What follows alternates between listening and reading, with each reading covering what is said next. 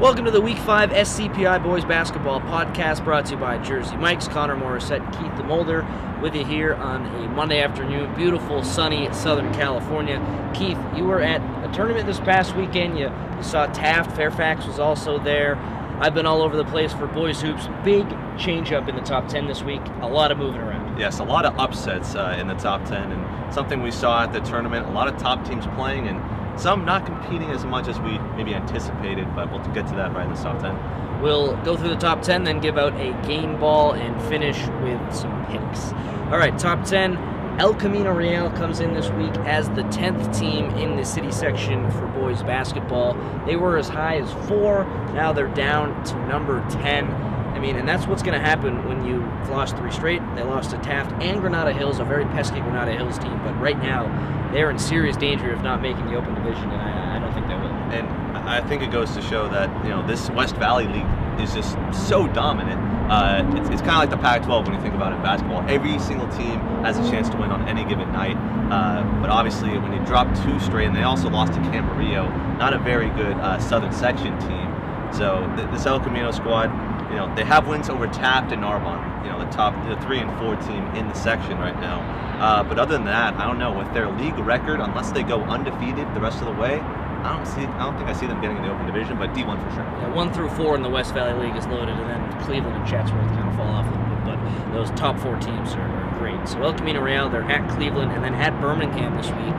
So a chance to right the ship on the road against Birmingham, but remember when El Camino Real hosted Birmingham, they were blown out by 25. So it's going to be an uphill battle for them. We will see what happens. At 9, Granada Hills making their first appearance in the poll this season. And when you're doing it in mid-January, or I guess late January, that's the time to make the jump, so good for them. Huge week for them last week, beating El Camino Real and Birmingham. They're led by Luke Alviar, who's been on our show, but it's a real team effort from them. They're getting production from just about everyone. They don't really have one stud like we see with the Tafts and Kihei Clark, Detreve with Birmingham. It's not really like that. Eddie Egan with El Camino Real. They're pretty deep, pretty solid, and man, they're making a run right now. And here's the interesting thing about their squad is that they only have 2 players above 6'1", that being Chris Proden and Chris Howard, 6'5" and 6'6". So those big men have been huge contributors. That said, this team is they're competing well, especially late, and that's the key, especially in league play when they're able to, make a case to be that ace spot in the Open Division. They have ECR and Taft again in their league schedule, and here's what I'll say: they lost to Taft only by 5 points, so they can compete with Taft, and maybe we'll see them upset them. Who knows? Yeah, at Taft on Wednesday, that'll be a great game to check out. Can't believe what I'm seeing. When I saw Granada Hills against Birmingham, they were down a couple starters because they should have played to school, and they were losing 20-2, and I just kind of wrote them off right there. Silly of me, they look great. At 8, Washington Prep, they beat Banning last week. They play at Narbonne next week, and that's kind of their last test. They lost to Narbonne at home by 5 points, I believe, earlier. Washington Prep, Keith, you've seen them. Good team, but in the Marine League, it looks like that's Narbonne's to lose. Yeah, it comes because George Washington Prep, they're a team, probably the second best guard play in the section behind Fairfax, but they don't have much size, and you got to wonder in that's this a hot section, take right there. Though. Yeah. You think so? What about the Fairfax guards? What about Kihei?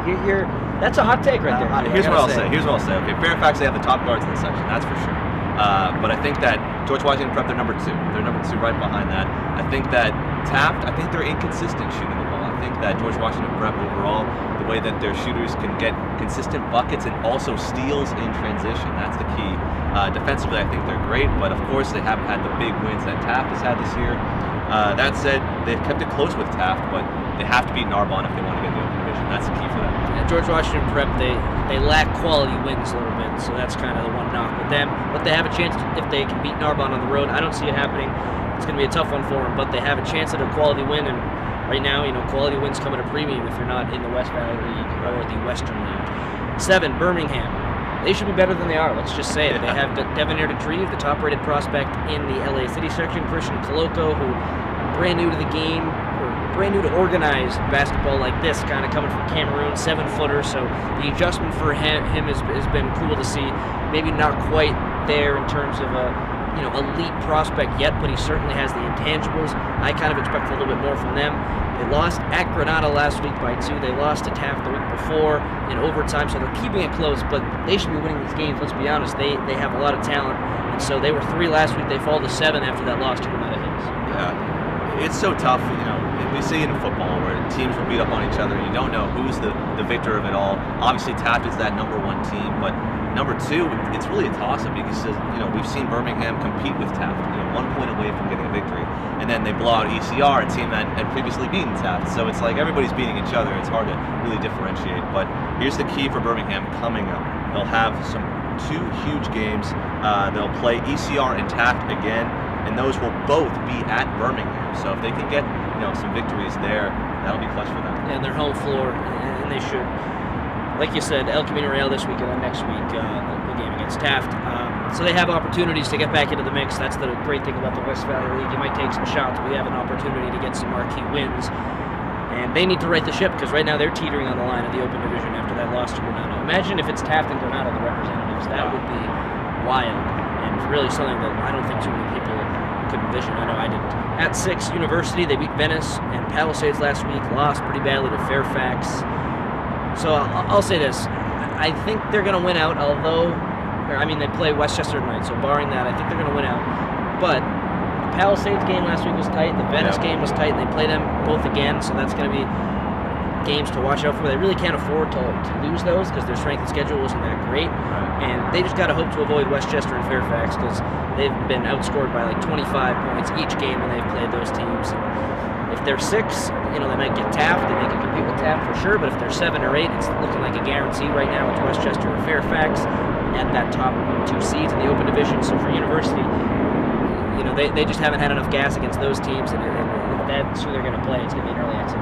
Dyson Hughes, obviously, he's a great scorer and he's a great defender, but you got to wonder about the depth of this team overall. Can these guys come off the bench? And University, they haven't lost very much this season. Their main losses are to Westchester and Fairfax, and they're number 3 in that Western League solidly, but you got to wonder, is that going to be enough to push them into the playoffs if they have 4 losses against these 2 teams? So the key for them is to win out, obviously, in the rest of their league schedule. They also have a game against Marshall, a very good team, in the LA City section. So if they can win there, I think they maybe have a case to try and sneak in there, but you have to win. You have to keep it close with those 2 teams in Fairfax and Westchester. Yeah, assuming they'll lose tonight to Westchester, they need to win out, I think, to be open. So we'll see how that goes. At number 5, Crenshaw. They crushed Dorsey last week, absolute blowout.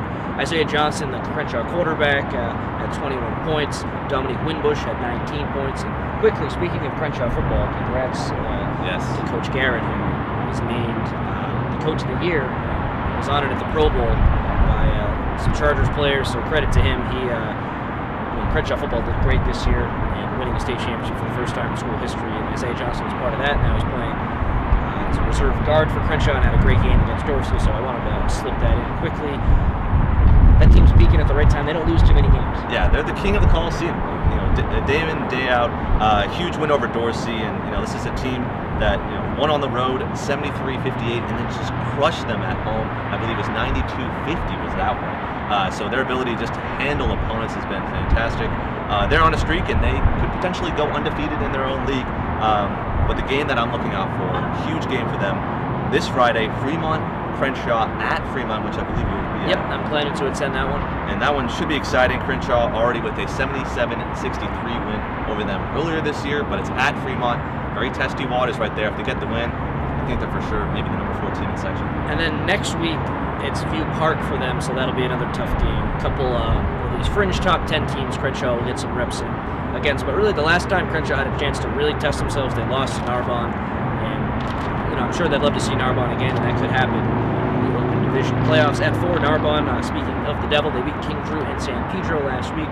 Malik Muhammad continues to just have his stock rise as the weeks go on. Against San Pedro, he had a fantastic game. 28 points, 17 rebounds. It's, again, more DeMarcus Cousins statistics. They played Banning, Gardena this week, 2 wins for them. They should get those. Narbonne, the record is impeccable. They've had great non-conference wins. They've beaten everyone in their league, including a very good George Washington Prep team and a Gardena team with a lot of size. But as you mentioned earlier, Crenshaw, that win was huge for them. But the thorn in their side is that loss to ECR.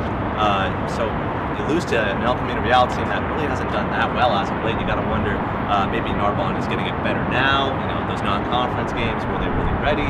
Who knows? But needless to say, they are the champions right now of the Marine League, unless something happens where they get upset. But I don't see that happening. That's a great point. I'll be checking them out for the first time tonight on the road against Banning. Right after we film this, I'll be heading over there. That should be a game that they'll win. Banning, not a very good Marine League team, but you're right. The loss against El Camino Real, that was a great play.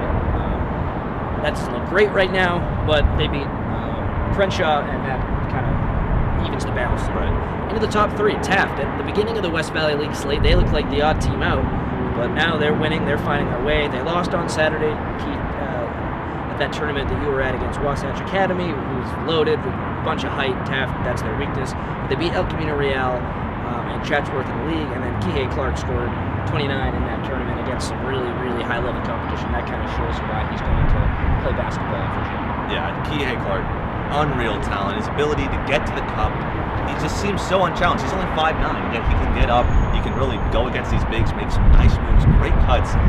Watch the highlights on our YouTube channel, of course. But overall, looking at that Wasatch game, it just, unfortunately, when they're playing against bigger teams, they're challenged. They can't compete, and that's what we've seen in the city section. When you have size, you can win ball games. But that said, looking at Wasatch, they essentially have a college roster. Looking at their roster overall, they have 6 guys 6'7" or taller, including Matt Bradley, who is probably one of the best shooters I think I've ever seen. He can do everything. He was on fire in that game after being a little bit cold early. He was able to get it going. But that said, they didn't really do much. They held Taft to just 20 points in the first half and just 10 points in the third quarter. So Taft, we've kind of seen it this year. When they've been challenged, it's when they're not hitting their shots, which sounds kind of redundant. When you're not hitting shots, you're not winning. But their lack of a post presence inside really has hurt them. So their guard play needs to be on point if they're going to try and make it run deep in the playoffs. Looking overall, though, this is one of the best teams in the section. They've competed against Southern Section teams, and they've competed against teams in the city section. Quality wins. That said, the number 3 seed, I think right now, if they win out in their league, I think they maybe have a case to be number 2. But it all depends on how the rest shakes out with Westchester and Fairfax. I got to disagree with you there. I don't think they have a shot at 2. I think 3 is their ceiling. I think Westchester and Fairfax are the class of city section, and those will be the top 2 seeds. In our rankings, we have Fairfax at 2, and then Westchester at 1. Fairfax beat Hamilton University and then lost to Bishop Montgomery last week. But Ethan Anderson scored over 50% of Fairfax's points in that loss to Bishop Montgomery. He had 24. He's great. And we saw Eric Sondheimer's tweet after that game. He said Ethan Anderson is only a junior playing like a Pac-12 player. Yeah. So, his stock is rising as well. Fantastic guard for them. And then Westchester at 1. They beat Palisades, Hamilton, and LA High last week. Really cakewalk for them. They played University tonight and then Fairfax this week. So it's a little bit more of a tougher kind of schedule for them this week. And the Fairfax game is at Fairfax. Right. Can't wait for that one. I'll be there. That's kind of going to determine who's going to be atop the city section. Will it be Westchester or Fairfax? If Westchester wins on the road, then there's no doubt there. Yeah, going on the road, it's always very hard, just because it's in a different environment. You got to adjust to some of the shots. But Westchester, obviously, they're the top team. They've had so many wins that surpass any other team in the city section. Maybe Taft can compete, or maybe even Fairfax, but. Overall, too much size. Looking at Fairfax, I just want to touch on their game against Bishop Montgomery. They actually kept it pretty close. It was 17-17 at one point, but then Bishop just too loaded. They got a couple of their stars back, and they really took it to Fairfax. So overall, now some of this non-conference schedule is done. We're going to get into league play. We'll see how everybody does, but very good city section at the top too. Yeah, and it's nice that they have these tournaments during the league play on the weekends to try to test yourself against some better opponents. So we've seen that with Fairfax, Westchester, big tournament at Modern Day on Saturday, affiliated with Nike. There's going to be some huge games coming up, so we'll be looking out for those. I think I'm not sure if it's Fairfax or Westchester, but one of them is playing Bishop Gorman. It's going to be live. It's going to be a big time event, so you can catch it online if you're not able to be there. But it's kind of what it's all about. Yeah, you want to win the league, but you also want to test yourself. That's what these tournaments provide. All right, Keith, let's move over to the game ball segment where we discuss the top players in the city section from the past week. What do you have this week? All right, so this week I have Kihei Clark from Taft. Watched him against Wasatch Academy. Their best player by far. We've seen him throughout the year, his ability to hit clutch shots from the outside. But as I mentioned earlier in the podcast, his ability to take it to the rim, go hard against some of these bigger guards and still be able to compete. 29 points, great performance for him. Kihei Clark, you get the game ball for me. For me, it's Ethan Anderson from Fairfax, 24 points against Bishop Montgomery, and then he was in double figures in a win against University. Very composed, collected, good guard on the ball, can shoot it. I was very impressed watching him these last couple games. And one other thing that impressed me, I interviewed him after the University game, and all of his teammates were making funny faces and trying to get him to laugh, and he did not laugh at all, didn't miss a beat, gave me a great interview. So, that really shouldn't play into the game ball. His performances on the floor are what warrant the game ball, but I was also impressed with his demeanor doing those interviews. So Ethan Anderson get the game ball for me. Fantastic player for Fairfax and Westchester. As they know, they're going to have their hands full with him on Wednesday. All right, let's get into some picks. Last week we picked, I think, 4 games. We're going to do 3 this time.